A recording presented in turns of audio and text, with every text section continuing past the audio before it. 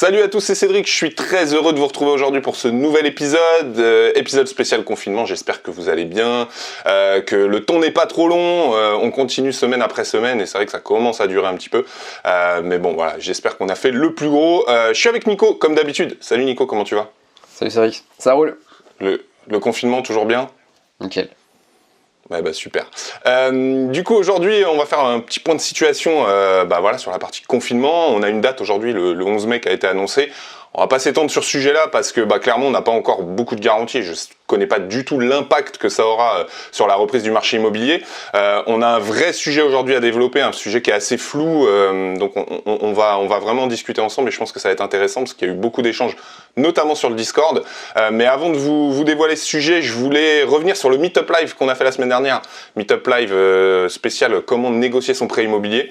Je suis hyper content de comment ça s'est passé. Voilà, on a eu des petites crainte, on vous dit la vérité sur la partie setup parce que voilà, le confinement oblige, on n'a pas le matos habituel et franchement ça s'est super bien passé. Merci à tous les participants qui ont, je trouve, été top avec des vraies questions. Il y a eu beaucoup d'interactions. C'était très sympa. On a fait 1 heure de presse. T'as fait vraiment 1 heure de presse puisque voilà, c'est vraiment ta spécialité, la partie financement. Et c'était assez fourni, assez dense. Et il y a eu quasiment 1 heure de questions-réponses. On a eu vraiment beaucoup de retours. Je sais pas si Nico tu veux en toucher 2 mots, mais moi je suis hyper satisfait en tout cas. Yes, c'était hyper cool. J'ai trouvé qu'il y avait beaucoup de valeur d'apporter. Alors on avait quand même bien bossé sur la presse. On a bossé plusieurs jours, carrément. quasiment une semaine entière sur le sujet. Je suis content du résultat à la fois sur la forme et sur le fond, que ce soit sur la partie technique. Finalement, ça s'est très bien passé.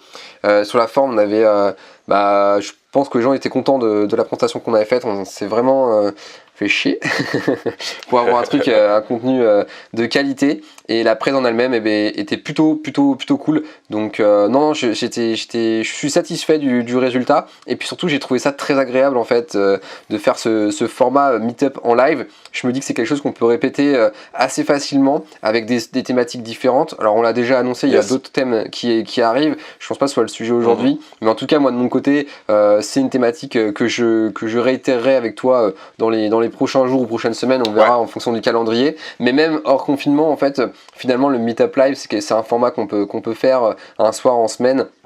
Je trouve que ça s'y prête vraiment très bien, en faisant une présentation de 45 minutes, 1 heure, et puis après enchaîner avec du question-réponse pour répondre à toutes les questions des participants. Et je maintiens que voilà, faire ça en petit groupe, là on avait limité à 20 je crois, ou 25, je sais plus, 20. Non, on était 20 personnes.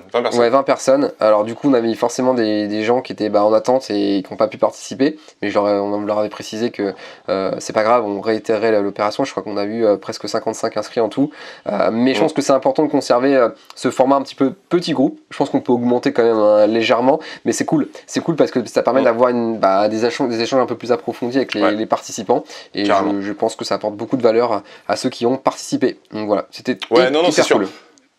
Ouais, c'est clair. Moi, j'ai pris, excuse-moi, je te coupe un peu, mais j'ai pris beaucoup de plaisir aussi à faire ça, et c'est vrai que je suis très content du résultat. Il y a c'est vrai qu'on a fait beaucoup de meet-up physiques où voilà, ça peut être contraignant sur tout ce qui est emploi du temps. Là, c'est beaucoup plus simple, ça permet de toucher plus de personnes et d'être à la fois de garder un nombre limité, ce qui permet aussi que chacun puisse poser ses questions. On a gardé cette interaction. Je suis vraiment très content, et comme tu dis, on va réitérer probablement avec d'autres sujets. On est déjà en train de bosser sur d'autres sujets. Ceux qui ont participé au premier meet-up live, ils savent qu'il y a un sujet qui est plus qu'en préparation. Ça a bien avancé, et c'est vrai qu'on a eu beaucoup de demandes pour refaire cette session-là, comment négocier son prêt bancaire. Donc on est en train de voir avec l'emploi du temps, peut-être qu'on fera une session pareil à 20-25 personnes. On va voir ça.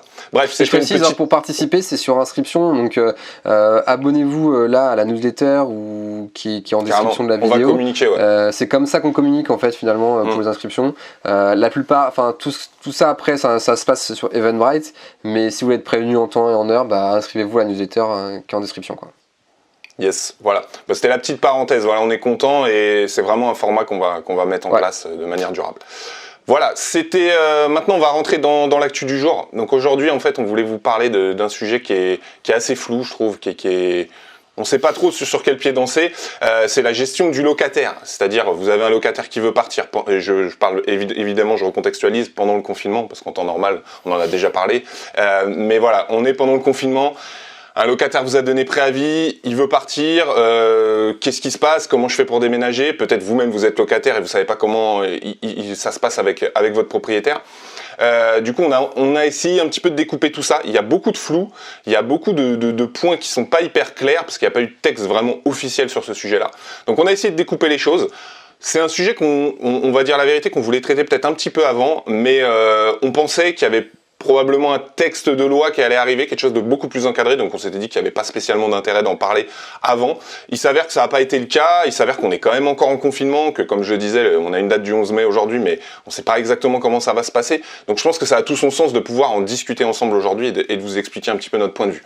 Alors pour rappel, au niveau loyer, location, il y a un point qui a été clairement dit noir sur blanc par le gouvernement, c'est la suspension des loyers, mais uniquement pour les baux commerciaux. Pour ça, je le précise, pour la simple et bonne raison qu'il y a beaucoup de gens, et ça a créé énormément de confusion, qui pensent qu'on pouvait ne plus payer son loyer ou que l'État allait faire une garantie des choses. Bon bref, c'est pas le cas. Aujourd'hui, on va uniquement parler des baux d'habitation.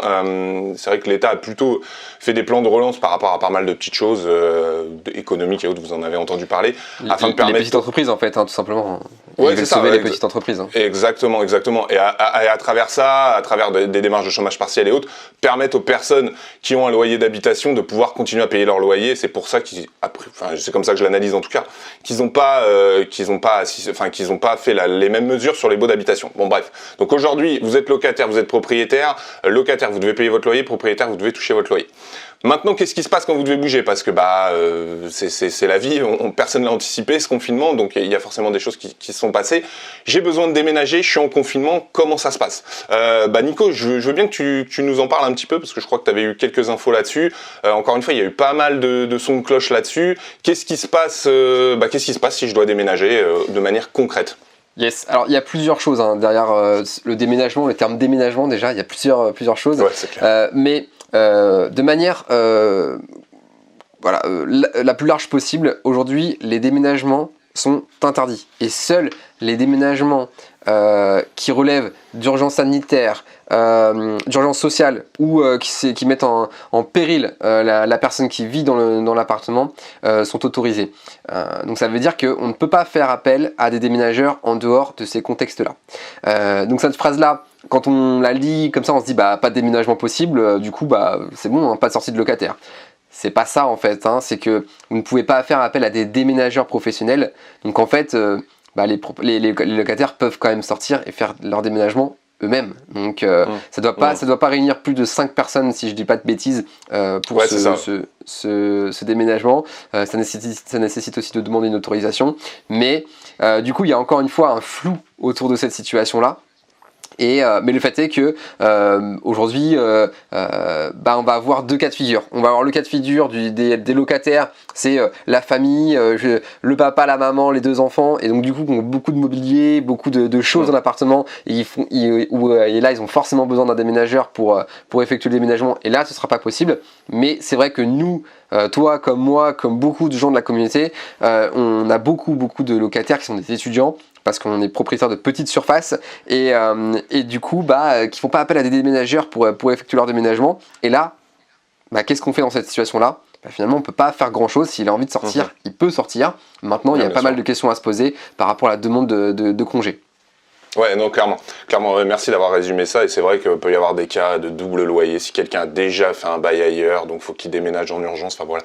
Il y a plein de choses, mais voilà, tu l'as bien résumé en tout cas par rapport à ça, et c'est un petit peu la tendance, je vais dire, générale, vous allez le voir, un peu de tout ce sujet-là qui est un peu sur l'interprétation, et très peu encadré finalement. C'est exactement ça, hein. C'est vraiment soumis à l'interprétation.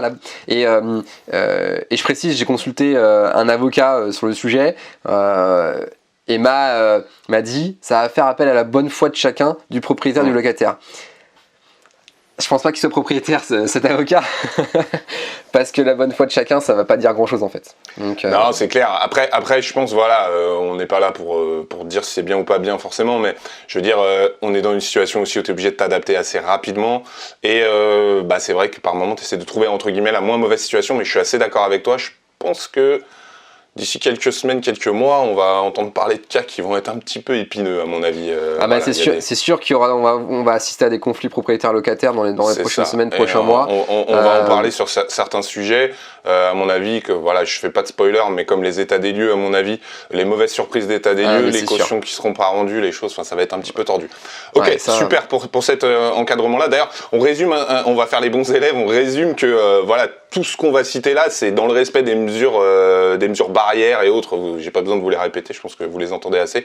C'est important de les respecter. Et c'est toujours ce qui est mentionné. Voilà, on essaie de faire ça en bonne intelligence, évidemment, par rapport à la situation actuelle. On a décidé d'un petit peu de voir 3 points pour essayer de structurer un petit peu tout ça pour pas que ce soit trop le bazar. Donc premièrement, comment donner congé pendant le confinement, donc côté locataire, parce que on part du principe que côté propriétaire, ça peut arriver, mais ça m'étonnerait qu'il y ait beaucoup de propriétaires qui donnent congé en ce moment. Mais bon, après, chacun fait ce qu'il veut, mais ça m'étonnerait. Donc premier point, comment donner congé pendant le confinement. Deuxième point, votre locataire vous a donné congé avant le confinement, mais forcément la fin de préavis arrive pendant le confinement, donc comment on fait.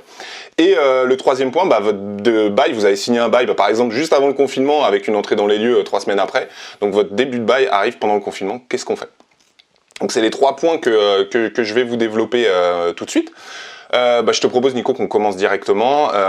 Je vais en parler, n'hésite pas à intervenir si tu as des choses à rajouter, il n'y a aucun souci, c'est comme d'hab, c'est le format dans les conditions du direct. Ça roule. Donc le premier point, comment donner congé pendant le confinement. Pour rappel, pour donner congé, c'est assez simple, il faut respecter vos préavis en tant que locataire, donc c'est 3 mois si c'est du nu, 1 mois si c'est du meublé. Bon, après il y a les zones tendues et autres, je rentre pas dans le détail, c'est pas le sujet du jour, mais c'est surtout au niveau de la procédure, c'est ça qui nous intéresse. Vous avez 3 possibilités, soit vous faites un congé de remise en main propre, soit, et c'est le plus commun, par recommandé, ou soit par acte d'huissier. Alors forcément aujourd'hui par rapport au confinement, les mesures barrières on en a parlé, la distanciation sociale, ce mot qu'on entend beaucoup en ce moment, forcément ça complexifie un petit peu les procédures. La remise en main propre, pas besoin d'expliquer qu'à mon avis c'est pas celle qu'il faut prioriser aujourd'hui et c'est celle qui est un petit peu compliquée, mais par contre vous avez 2 autres possibilités. Alors je me suis renseigné au niveau des huissiers, il faut savoir que les actes d'huissier pour congé de locataire se font encore actuellement. Je vais être très transparent avec vous, je n'ai pas les tenants, les aboutissants, je pense qu'il doit y avoir des gros problèmes de délai et de procédure, mais en tout cas les huissiers travaillent en ce moment notamment pour faire des actes de congé de locataire. C'est le premier point. Troisième point, pardon, deuxième point, mais je vais y arriver, au niveau du recommandé. Alors, les bureaux de poste, c'est un peu compliqué de pouvoir envoyer des recommandés pour les mêmes raisons que j'ai évoquées tout à l'heure. Par contre, il y a une solution, et moi c'est vrai que je l'encourage beaucoup auprès de mes locataires parce que c'est plus simple.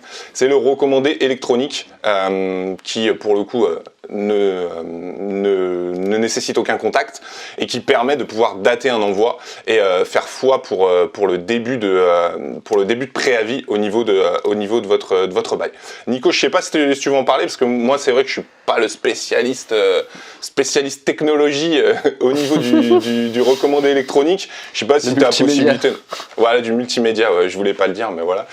Au niveau du recommandé électronique, est-ce que je sais pas, tu as des plateformes à recommander, des choses comme ça ou du tout Non, mais il y a tous les systèmes, la Poste fait ça, je veux dire, il n'y avait pas à se compliquer la vie pour ce genre de choses. Effectivement, c'est le système le plus simple à implémenter. Par contre, moi, il y a quelque chose qui m'embête un petit peu plus. Encore une fois, ça revient à la bonne foi de chacun. Les agents immobiliers sont pas forcément, en tout cas les agences de gestion locative sont pas forcément hyper au fait des solutions qui existent. Et par exemple, dans la communauté, on a vu à maintes reprises des préavis de sortie de locataires, mais émis par un simple email. Et en fait, les agences, en tout cas celles qu'on a constatées, acceptent cette demande de préavis de sortie par email. Donc qu'est-ce que ça engendre? Ça engendre pas. J'ai pas d'avis sur la question, je dis juste que là du coup on est dans finalement un processus qui est pas classique et qui va faire appel à la bonne foi de chacun, encore une fois, où est-ce que le mail est suffisant? Oui, non. Pourquoi il ne le serait pas? Pourquoi il le serait? En tout cas, sachez juste qu'aujourd'hui les agences immobilières acceptent l'email comme demande de préavis de sortie avec comme date qui fait foi la date de réception de l'email. Donc ça c'est une notion qui est importante. La procédure idéale, c'est la lettre recommandée électronique, évidemment. Et si vous avez des échanges quotidiens avec votre... Enfin, quotidien, j'espère pas, sinon ça va prendre de temps, mais des échanges réguliers avec votre locataire et qu'il vous a émis le souhait de partir, eh ben, demandez-lui de passer par une procédure de lettre recommandée électronique afin que les choses soient claires et nettes. Mais malheureusement, c'est pas toujours le cas et les locataires peuvent faire un petit peu à leur sauce et en particulier si vous faites gérer, envoie un email à l'agence de gestion locative. Et ça, eh ben, en tout cas, de ce qu'on a constaté, ça marche. Le locataire peut sortir, peut effectuer son préavis de sortie par email et donc sortir en bonne et due forme un mois plus tard si vous faites du meublé. Ouais, non, mais carrément, tu fais très très bien de le dire.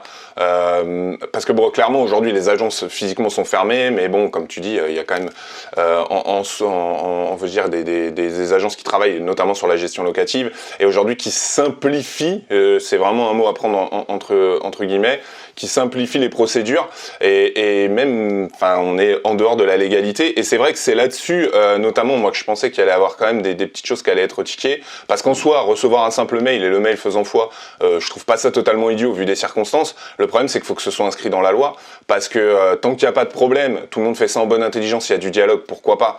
Par contre, le jour où il y a un problème, j'ai du mal à penser, moi, en tant que propriétaire, dire attendez, je vous paye pour faire une gestion, moi aujourd'hui, vous respectez pas la loi, peu importe la situation, c'est marqué dans tel texte. Je pense qu'il va y avoir des petits soucis et des recours et des petites procédures, des choses, des machins pour le rapport locataire-propriétaire qui se passe pas forcément bien. À mon avis, il va falloir s'y attendre. Je suis tout à fait d'accord avec toi et c'est très bien que ça arrive maintenant parce que je pense que, enfin là je fais un peu ma boule de cristal, mais il y a moyen que des périodes de confinement se reproduisent dans les prochains mois. Je n'ai pas de durée en tête, mais il se peut que des périodes de confinement reprennent. Cette période-là aura servi à construire les choses et de mettre en place. Il y aura une jurisprudence derrière, c'est sûr et certain, pour savoir quoi faire, comment agir dans des cas de confinement pareils, quoi. Ah non, mais c'est clair. Et comme tu dis, voilà, on entend plusieurs hypothèses. C'est aussi pour ça qu'on s'est décidé à en parler aussi aujourd'hui, parce que voilà, on a de l'incertitude un peu sur est-ce qu'il y aura des petites périodes, on parle, j'entendais la dernière fois on déconfine, on reconfine. Enfin, je sais pas du tout, je suis pas spécialiste, mais je suis comme tout le monde, on écoute un petit peu les différents scénarios et il faudra s'adapter. Ok, donc pour cette partie-là, le point essentiel de ce premier point, c'est d'expliquer, voilà, votre locataire peut vous donner congé pendant cette période de confinement, et c'est vrai qu'on peut lire par moments que genre tout est bloqué, qu'on arrête tout, comme s'il était emprisonné chez vous, entre guillemets. C'est pas le cas, il peut totalement vous donner congé, et vous voyez qu'il y a des solutions qui se font très bien. Donc le deuxième point, c'est celui, je pense, qui nécessite le plus d'analyse. C'est en gros, le locataire vous a donné congé avant le confinement, la période de préavis court, mais la fin du préavis tombe pendant le confinement. Et là, qu'est-ce qui se passe? Parce que là, on se retrouve dans une situation où forcément, il y a de l'interaction qui doit arriver. Est-ce qu'il peut partir? Est-ce qu'il doit partir? Enfin voilà, comment ça se passe? Alors on va détailler cette partie-là en deux parties. La première partie, on va considérer que le locataire peut et veut partir. J'entends pouvoir partir voilà, parce qu'il peut aller se loger ailleurs, qu'il n'est pas obligé de rester là pour respecter le confinement. Pardon, excusez-moi. Je vais donner un exemple précis qui va parler aux investisseurs. Vous avez des locataires... J'en profite pour boire un petit coup d'eau, vous m'excusez. Vous avez des locataires étudiants et en fait en ce moment c'est la merde en fait. Les étudiants finissent leur parcours, leur programme scolaire à distance. Ils n'ont pas la nécessité d'être présents dans leur appartement pour continuer à suivre leurs cours. Du coup ils rentrent chez leurs parents, dans leur famille ou ailleurs, et du coup ils vont pas payer un loyer pour rien. En tout cas, on le voit, on le constate. Tous les étudiants ne prennent pas le risque de perdre leur appart, parce qu'il faut savoir, sur certains marchés tendus, ils préfèrent largement, enfin en tout cas c'est mon cas, et je crois que c'est le tien aussi. Ils préfèrent payer 2 ou 3 mois de loyer à vide, mais au moins ils gardent leur appart parce que c'est un appart de qualité. Mais en tout cas, certains étudiants ne veulent pas payer les 3 mois, 4 mois, voire plus, parce qu'on ne sait pas de quoi est fait le futur. Et du coup, ils veulent partir. Et donc du coup, c'est exactement dans ce contexte-là qu'on est. Non, mais tu as raison, voilà, et on va prendre l'exemple, comme tu disais, d'un étudiant qui va rentrer chez ses parents et qui vous donne congé, donc qui a la possibilité d'être logé ailleurs et de respecter le confinement. Du coup, comment ça se passe? Parce que bah voilà, c'est la fin d'un préavis, vous avez un changement de locataire. Comment ça se passe? Vous avez une remise des clés à faire, vous avez un état des lieux. Bon, tout ce qui est papier, ça peut se faire à distance. Je vais pas m'étaler là-dessus, mais c'est surtout sur ces deux points qu'on a des vraies interrogations. Alors, faut savoir déjà qu'il pourra partir en respectant le préavis classique. Ça, c'est important parce que ça aussi, j'ai lu des choses genre, alors le préavis démarre à la fin du confinement et autres. Non, c'est faux. Il peut totalement respecter son préavis. Par contre, le point essentiel, le premier point qu'il faut absolument régler, c'est la restitution des clés. On considère, entre guillemets, de manière officieuse que, en gros, les clés sont restituées, c'est un peu la fin de votre engagement. On respecte évidemment les préavis, mais ne dites pas à votre locataire c'est terminé, notre engagement est fini si vous n'avez pas récupéré les clés. C'est juste suicidaire, même dans cette période-là. Donc le premier point, ça va être comment on va faire pour la restitution des clés. Ça me paraît assez simple. En temps normal, il y a trois possibilités hors confinement. On retrouve les mêmes choses, hein, par recommandé, en main propre ou par huissier. Clairement aujourd'hui, moi je vous donne juste mon point de vue pour les parties recommandées. Forcément c'est un petit peu plus compliqué parce que la voie électronique est un petit peu plus difficile. Mais c'est vrai que aujourd'hui j'aurais tendance à amener un petit peu de souplesse là-dessus et dire voilà, un simple courrier suffit, faites ça en bonne intelligence, demandez que ce soit envoyé et à partir de là de voir un petit peu comment ça se passe. Je sais pas toi ce que t'en penses, mais moi c'est vrai que j'aurais tendance à dire voilà, envoyez-les moi par courrier, par lettre suivie. Il y a certains bureaux de poste qui sont encore ouverts. Éventuellement, si vous pouvez faire du recommandé, faites-le. Mais de toute façon, les recommandés sont pas sur signature. Moi, l'un dans l'autre, j'aurais tendance déjà à dire envoyez-les moi par courrier. On simplifie un petit peu les choses. Sachant que la poste met un petit peu de temps afin de pouvoir récupérer vos clés. Ça, c'est le premier point à faire. Je sais pas ce que t'en penses, Nico, par rapport à ça. Je suis complètement d'accord avec toi. Là, encore une fois, il faut avoir la bonne attitude. C'est ça. Faut aller au plus simple, au plus efficace. Il y a un moment donné, il faut que ça avance, quoi. Donc, du coup, je pense que c'est effectivement la bonne solution. C'est ça. Donc ça, c'est vraiment le premier point, c'est de récupérer vos clés. Et ça, c'est très, très important parce que, voilà, à partir de là, l'engagement est terminé. Donc, à compter du moment où vous avez vos clés qui sont restituées et que le préavis est évidemment respecté, vous ne touchez plus de loyer, le locataire vous doit plus de loyer dans la période actuelle. Évidemment, vous allez me dire, ouais, d'accord, Cédric, mais qu'est-ce qu'on fait de l'état des lieux? Et ça, c'est tout le problème. Parce qu'aujourd'hui, un état des lieux, on a beau dire, faut aller sur place. Faut constater ensemble, on regarde ensemble, je sais pas moi, il y a la fenêtre qui est abîmée, c'était pas le cas au début, et là c'est compliqué. Alors là aujourd'hui, c'est entre guillemets c'est système D, hein, on va pas se mentir, il n'y a pas de vraie bonne solution hyper rigoureuse par rapport à la situation qui est quand même plus qu'exceptionnelle. Donc moi ce que je vous conseille c'est tout simple, vous récupérez vos clés, vous dites à votre locataire faites-moi un tour en vidéo de l'appartement. Et attends, je te coupe. Oui, non, je t'en prie. En fait, l'état des lieux d'entrée a une importance capitale parce que vous avez relevé peut-être les points sensibles. Quand on est propriétaire, on sait ce qui peut s'abîmer, pas s'abîmer avec l'utilisation du locataire. Je vous encourage à pas faire des vidéos générales 360 sur l'appartement parce que vous verrez rien. Faites des gros plans, vous dire je veux voir les joints des fenêtres, je veux voir les poignées des portes, je veux voir les interrupteurs, je veux voir l'accastillage, enfin voilà, et si ça doit faire 50 vidéos, ça fera 50 vidéos. Tout à fait. Demandez des photos, demandez des choses comme ça.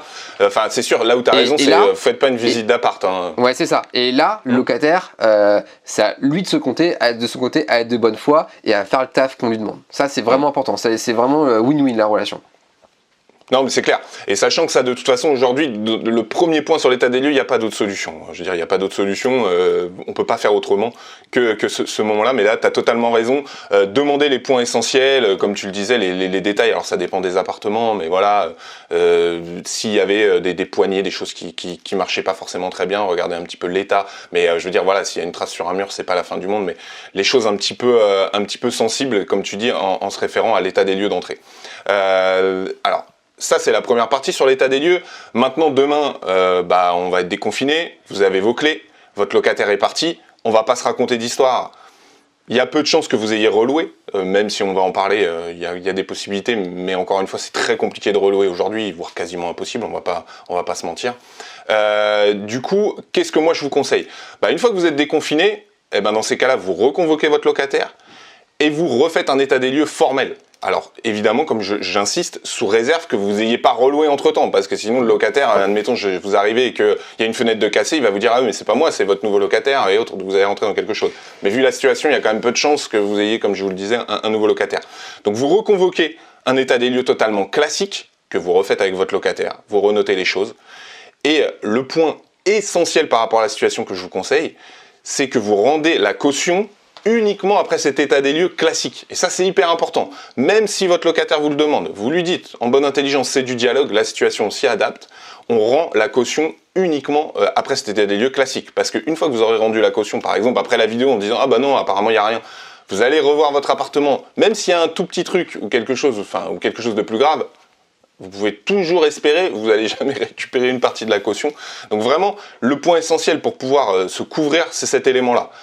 Mettez-le noir sur blanc, expliquez-le, faites un courrier écrit signé des deux parties, des mails, des choses, vous accusez de bonne réception de tout ça. Mais vraiment, ça c'est important. Ne rendez pas la caution tant que vous n'avez pas pu faire un vrai état des lieux en bonne et due forme. Ouais, complètement d'accord avec toi. C'est le point pour moi essentiel aujourd'hui pour s'y adapter.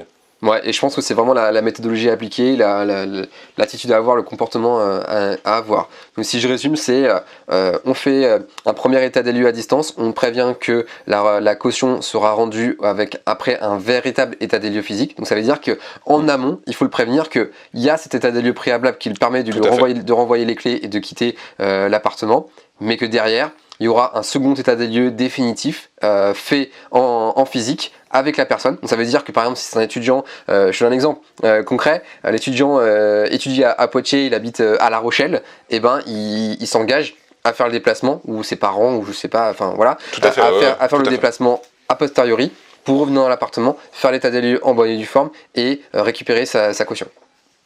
Absolument. Donc ça c'est vraiment essentiel de voir ça, et puis vous inquiétez pas, de toute façon tout le monde, l'immense majorité, il met de la bonne volonté aujourd'hui, hein. Je veux dire, moi je suis pas trop inquiet là-dessus. Maintenant clairement ce sont des situations qui sont pas hyper carrées, et si vous nous suivez, vous savez que nous on recommande d'être très professionnel dans nos approches, mais il faut savoir aussi s'adapter à la situation, et on le dit souvent, et vous allez voir que au fur et à mesure des différents cas qu'on va développer dans la vidéo, le dialogue est essentiel, hein. On parle souvent, c'est de l'humain, bah là on est en plein dedans. Franchement, il y a aucun souci, c'est vraiment ça. C'est dialogue, on explique tout comme tu l'as dit, on prévient à l'avance, on fait les choses. Tout le monde est dans une situation compliquée, tout le monde le comprendra. Petite parenthèse, au niveau agence, les agences sont fermées. Il y a probablement des agences qui proposent des solutions. Honnêtement, si vous êtes en gestion et autres, tout ce qui est état des lieux et tout, je pense au mieux, ils appliquent ce qu'on vient de vous dire. Au pire, ça bouge pas et c'est le bazar. Mais voilà, là, je développe le point plus si vous êtes directement en gestion de vos propres locataires. Si c'est le cas avec des professionnels ou des agents, je vous invite vraiment à vous rapprocher d'eux. Chacun a sa méthode. Moi, j'ai des agents là qui bossent encore, qui essaient de se débrouiller, voilà, qui prennent des mini-risques, bien ou pas bien, c'est pas le sujet, mais voilà, en gros, ils déposent les clés à un endroit, ils y vont les uns après les autres, ils font des choses avec des masques, avec des choses, ils sont équipés. Pourquoi pas? Là, encore une fois, chacun fait ce comme il veut, mais je pense que la solution qu'on vous évoque là me paraît être la mieux par rapport à la situation. Donc ça, c'était la partie où votre locataire veut et peut partir. Maintenant, votre locataire, on va prendre un exemple, il n'a pas de solution de repli, il avait prévu de s'en aller parce que il voulait voyager, j'en sais rien et autres, et du coup, confinement oblige, il est obligé d'être entre guillemets assigné à résidence. Qu'est-ce qui se passe? Parce que il a déposé votre préavis, le préavis était fin mars, et fin mars on est toujours confiné, on est en avril, c'est toujours le cas, et du coup jusqu'au 11 mai. Comment ça se passe? Qu'est-ce qu'on fait? Est-ce qu'il est chez vous et il paye pas? Est-ce que on recommence un bail? Qu'est-ce qui se passe? En fait, ça a été prévu. C'est presque le point qui est le plus simple. Alors d'une part, déjà, votre locataire doit absolument vous informer, on est dans le dialogue. J'imagine, et je vous l'avais dit à ce moment-là, on en avait parlé dans un podcast, quand le confinement a commencé à arriver, faites le tour de vos locataires, et là c'est important, je pense que vous avez tous pris contact avec vos locataires. Bon, évidemment, je reprends juste, je vous prie de m'excuser un tout petit instant. Hop là, c'est bon. J'ai eu un petit problème technique, donc c'est bon. Donc le locataire, comme je vous disais, doit vous informer. Vous devez en discuter, et si lui ne peut pas partir, on fait ce qu'on appelle une indemnité d'occupation. En gros, c'est une somme que va vous verser votre locataire, même si le bail est déjà, le préavis est déjà couru, excusez-moi. Et en fait, cette indemnité d'occupation est équivalente au loyer charges comprises. Donc en gros, il vous verse un nouveau loyer. Le temps qu'il faut, le temps du confinement, en gros, hein, le temps de la période de confinement. Ouais. Et en fait, c'est la même chose, hein, c'est un prolongement du loyer, c'est tout, c'est juste ouais, un autre nom. En gros, ça porte un autre nom, absolument.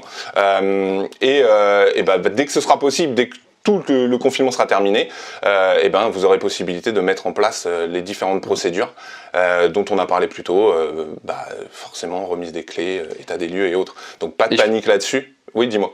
Ouais, je précise que les engagements de part et d'autre sont les mêmes. Hein. C'est pas parce que ça apporte un autre nom que les engagements doivent changer. Donc, bien sûr. Paiement, même date, enfin tout ça quoi. C'est ça exactement. Alors faut savoir que l'indemnité d'occupation, si on veut être totalement rigoureux, là je vous disais, elle est équivalente au loyer charges comprises. C'est pas forcément le cas, mais je vous invite évidemment fortement à le faire. Et en gros, voilà, comme tu dis, en fait c'est comme si le bail y continuait, mais le préavis a été quand même effectué une fois qu'on est déconfiné. Vous avez possibilité de faire le nécessaire. Et encore une fois, ça c'est d'un commun accord locataire, propriétaire, et le dialogue est hyper important. On va pas mettre des gens en difficulté, ça me paraît juste une évidence. Donc ça c'est ce point-là, parce que là on a entendu pas mal de choses comme quoi ouais, le préavis est terminé, j'ai plus à payer mon loyer, je peux rester. Non, c'est complètement faux. Donc ça c'est important, ça n'arrivera pas, hein. Malheureusement je le dis pour les locataires, c'est malheureusement non, heureusement non mais malheureusement c'est ironique, hein, c'est ironique, c'est ironique.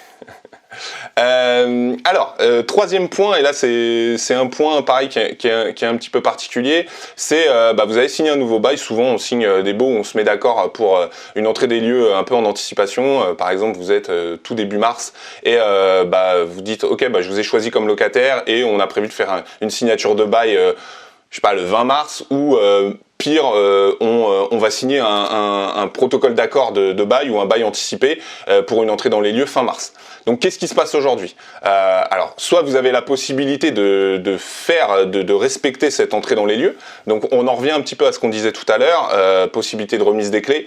Vous vous adaptez à une situation par rapport à l'état des lieux. J'irais presque à dire que c'est un peu plus simple dans ce sens-là, parce que bon, vous, au départ, vous avez les clés, vous avez quand même peut-être possibilité d'aller votre logement qui est vide. Pourquoi pas faire un état des lieux, vous, dans votre coin. Encore une fois, on est un peu à la confiance, hein. Je veux dire, vous pourrez pas être réunis au même endroit au même moment, mais en gros, si le logement n'est pas occupé, et ça c'est valable que pour les logements vides, vous faites le tour, vous notez tout, vous envoyez tout à votre locataire, vous lui faites une remise des clés, et quand il arrive dans les lieux, il contresigne tout ça. Pourquoi pas faire ça en FaceTime, enfin en Skype, enfin en vidéo, en gros quoi. Ça peut être une solution. Encore une fois, on est tous d'accord que c'est du bricolage, mais on s'adapte à la situation. Ça me paraît faisable d'être fait comme ça. Si vous n'avez pas la possibilité ou si vous n'avez pas l'envie de faire ça, dans ces cas-là, on va aller dans la deuxième partie, on va en parler après. Mais moi, je vois pas d'autres solutions actuellement. En fait, on en revient un petit peu à ce qu'on disait tout à l'heure. Je sais pas si toi, Nico, tu vois d'autres points ou tu t'y prendras autrement, mais moi, non, c'est exactement ça. Ouais, c'est exactement ça. Et puis, je pense que il y a moins de problématiques dans ce sens-là, on va dire. C'est moins un enjeu, en fait, je trouve. C'est moins soumis à des crispations ou des tensions. Et je pense qu'effectivement, appliquer cette méthodologie-là, c'est le plus simple. Ouais, non, mais on est complètement d'accord. Deuxième point, votre locataire, il dit vous êtes gentil, mais par rapport à la situation, moi j'ai absolument besoin du logement, je suis confiné chez mes parents, je peux pas bouger, je peux pas rentrer dans les lieux, où vous n'avez pas la possibilité de gérer tout ça. Là on en revient vraiment, et là pour le coup c'est vraiment, j'ai l'impression de dire toujours un peu la même chose, mais on en est vraiment à, voilà, c'est le dialogue, c'est un peu de l'arrangement perpétuel, et là moi je vous recommande de pas être, si par exemple vous avez signé un bail avant le confinement, ne rentrez pas dans le côté juridique strict, ah non mais vous me devez un mois de loyer ou autre, non, dans ces cas-là, vous vous appelez, vous voyez, si votre locataire ne peut pas rentrer dans les lieux, dans ces cas-là, mettez-vous d'accord, faites une rupture de bail à l'amiable et dites-lui, voilà, si le logement, vous avez toujours besoin du logement après le confinement, éventuellement, on re-signe un bail ensemble. Certes, vous êtes perdant, mais on va pas se raconter d'histoire. Aujourd'hui, vous n'allez pas faire rentrer de force un locataire. Je mets les warnings dans tous les sens, c'est pas le moment d'avoir un problème avec un locataire et de partir dans un début de procédure. C'est clairement, mais c'est jamais le bon moment. Vaut mieux un mauvais accord vaut mieux un bon accord qu'un mauvais procès, excusez-moi. Voilà, clairement aujourd'hui, on part pas dans des procédures et je pense qu'il faut faire preuve aussi. Alors, je vais pas parler de moralité et autres parce que c'est pas le sujet, mais t'as un petit peu de compassion par rapport à la situation. Clairement, il y a personne n'y est pour rien et aujourd'hui. Bah voilà, si quelqu'un peut pas emménager dans le logement, vous allez pas lui faire payer un loyer, même un premier mois, le temps qu'il vous donne un préavis. Donc je pense que clairement, si votre locataire ne peut pas rentrer dans les lieux ou si vous n'avez pas la possibilité de faire le nécessaire pour qu'il rentre dans les lieux dans de bonnes conditions, on fait une rupture de bail à l'amiable, on le note, on se redonne rendez-vous après le confinement. Si votre locataire est toujours intéressé, eh ben pourquoi pas on re-signe un bail et sinon on trouve un autre locataire une fois qu'on est dans de bonnes situations ou une fois que vous avez la possibilité de faire le nécessaire. Pareil, Nico, je te pose la question, je pense que tu es d'accord avec moi, mais ouais. En gros, voilà un petit peu le point, c'est vraiment la discussion, le dialogue, c'est hyper important. C'est de l'humain l'immobilier, on vous le dit souvent. Carrément. Ouais, du coup voilà un petit peu ce qu'on voulait vous dire. Vous voyez, il y a pas mal de zones un petit peu, c'est un peu du jonglage, mais je trouve que c'est quand même aussi un cas d'école de montrer que l'immobilier, c'est pas juste des textes on discute et ci et ça, faut faire ça, ça coûte tant et autres. C'est aussi s'adapter à des situations et là, situation exceptionnelle, forcément mesure exceptionnelle, il faut montrer un peu de souplesse tout en gardant une certaine rigueur par rapport à cette situation. Carrément. Bah voilà. Eh ben écoutez, je crois qu'on a tout vu. Je suis désolé, j'ai eu des petits soucis. On a été meilleur. On a été meilleur. J'ai eu des petits problèmes techniques. Je suis désolé, il y a eu des petits soucis, notamment de son de mon côté. Mais on est bon. J'espère que ça vous a plu. Je serais très intéressé de savoir si vous êtes, dans les commentaires, si vous êtes concernés, si vous avez eu des changements de locataires, certains points, si vous avez trouvé des solutions, peut-être d'autres solutions que ce que nous on a proposé. Vraiment, ça m'intéresse. Mettez dans les commentaires. On a eu pas mal de discussions sur le Discord. Si vous n'y êtes pas, allez-y. Il y a pas mal de choses, notamment, je crois que c'est dans la channel colocation où ça a parlé de différents points de vue et de différentes situations, notamment celle que tu as évoquée tout à l'heure. Avec la gestion de l'agence. C'est là où d'ailleurs l'importance de l'entraide, c'est là où la force du Discord, la force de notre communauté est utile. Donc si vous êtes investisseur, je vous encourage vivement à rejoindre la communauté parce que c'est dans ces cas-là qu'elle sert, c'est dans les difficultés, dans les questions qu'on se pose que ça peut être très très très utile d'avoir des gens de tout horizon, de tout niveau en fait, qui peuvent vous permettre de sortir un peu le guidon de vos investissements et de dire ok, je prends de la hauteur, je réfléchis, je suis les conseils et je prends une décision. C'est exactement ça. Bah écoutez, merci beaucoup en tout cas. Les petits rappels habituels, si vous êtes sur YouTube, pensez au pouce bleu, vraiment, on compte sur vous, on a eu de super engagements sur nos dernières vidéos, donc merci beaucoup, pouce bleu, abonnez-vous si ce n'est pas déjà fait, et je vous disais dans les commentaires, toutes vos remarques, vos encouragements, courage pour le confinement, voilà, pour s'entraider, vraiment, c'est dans les commentaires que ça se passe. Plateforme de podcast, 5 étoiles, et un commentaire sympa, on veut monter encore, et c'est important pour nous pour soutenir notre travail. Nico, je te remercie, je te dis à bientôt, et puis on se voit tous pour le prochain épisode. Allez, ciao. Ça marche. Allez, ciao.